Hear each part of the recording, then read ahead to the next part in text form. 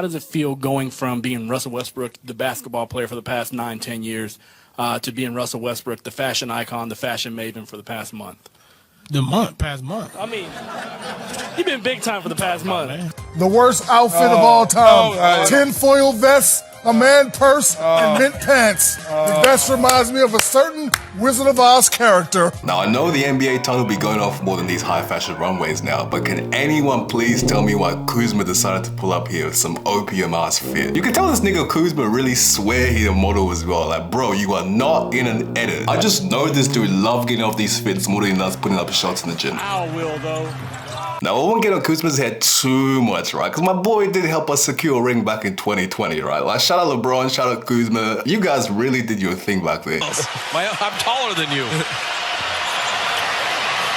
Now next, let's talk about the recent Balenciaga 53rd Couture. Couture? I don't know if I'm saying that word right. I don't give a fuck if I'm saying that word wrong. But anyway, I know a good half of my viewers don't even be watching this shit, right? But I need to bring this to your attention. Now, I'm all for creativity, and I understand the point of this is not about street looks or practicality, but come on, man. This is the type of shit I was wearing in Elden Ring when I pulled up to McGodfrey. Okay. Okay. Fuck, I'm dead.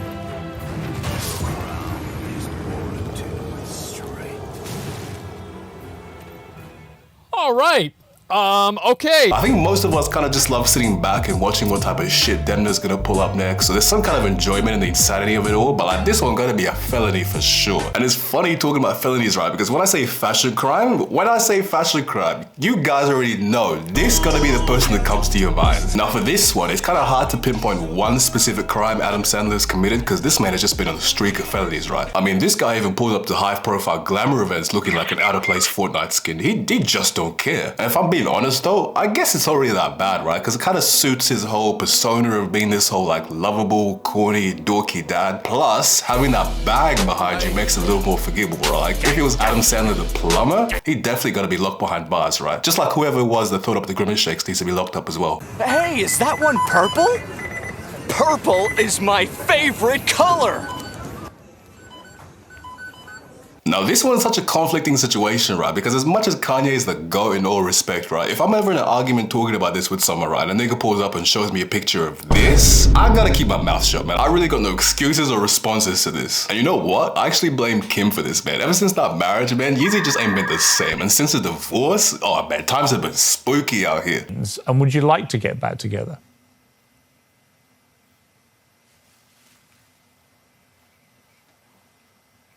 Those thirst traps still be fire. Yeah, now this next one pains me to say, but I gotta do it. Next up is Lil Uzi Vert. Uzi, you're one of my all-time goats. As much as I love this dude, and I preach about how it's normal and even healthy for artists and creative to evolve, right? Like, come on, Uzi, this shit here is a downgrade. I remember it like it was yesterday. The summer of 2016 when I first got put onto Lil Uzi. I had Lover's Rage on repeat blasting through my headset on a school evening on the Xbox party with my boys while we're in the middle of a Vault of Glass raid. We were trying to get our Fatebringer drop for the second time, and I would just be sitting there arguing about who was the best come up of the 2016 cypher as we did some patrols, and come on man, I missed that golden age of Destiny. Anyway, I really wanted to point out this new punk experimental look Uzi's been diving into, which I was a little apprehensive about first, right? But after his recent drop of Pink Tapes and just looking at some of the looks and personas he portrays, this is probably less of a fashion crime, more of just a personal ramble that I just really wanted to let out there. Because honestly, this is just highlighting how a core part of my childhood has essentially left me for good. The old Uzi, Playboy Cardi, all of that type of shit. Like, I know some of you guys might feel the same way as you lay in bed sometimes and a nostalgia wave just hits you like the memories you used to have that will never come back. And even relating this shit back to fashion, right? How some trends you might hold on to and you might kind of just lament how fast things are starting to pass you by. And I think there's definitely nothing wrong with reminiscing and really sitting back to appreciate those times for just how much happiness they brought to our lives. But I've come to understand that life goes on.